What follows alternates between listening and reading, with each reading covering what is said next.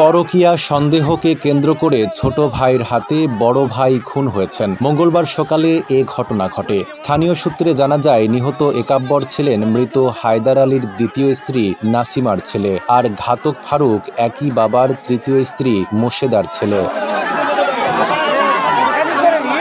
স্থানীয়রা জানান, ছোট ভাই ফারুকের অভিযোগ বড় ভাই একাব্বরের সঙ্গে তার স্ত্রীর সম্পর্ক আছে। এ নিয়ে সোমবার বিকেল থেকে ঝগড়া শুরু হয়। মঙ্গলবার সকালে বিষয়টি নিয়ে উত্তেজনা চরমে ওঠে। এ সময় ফারুক ঘুমন্ত একাব্বরকে ঘরের ভেতরে ডেকে ধারালো রামদা দিয়ে এলো পাতাড়ি কোপাতে থাকে। গুরুতর আহত অবস্থায় স্থানীয়রা একাব্বরকে উদ্ধার করে শেরপুর সদর হাসপাতালে নেন। আর মনোবল হতো হাসপাতাল জেরুজালেম 25 বছরের পথ চলায় নিরাপদে রাখার প্রত্যয়ে। পরে অবস্থার অবনতি হলে ময়মনসিংহ মেডিকেল কলেজ হাসপাতালে নেওয়ার পথে সকাল 11:30টার দিকে তার মৃত্যু হয়।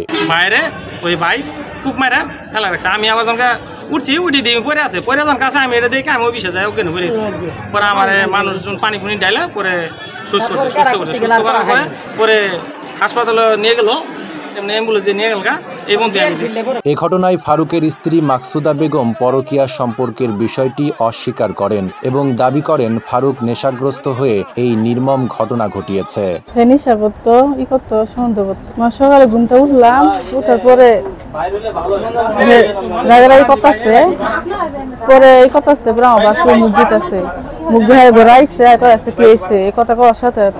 খুনের এ ঘটনাটি ঘটে শেরপুর সদর উপজেলার কুসুমহাটি কান্দাশেরি এলাকায়।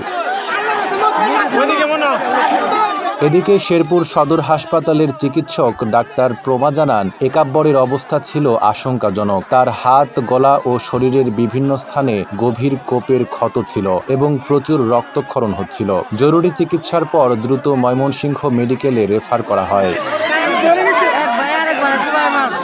নাইম আরাবী, ঢাকা পোস্ট।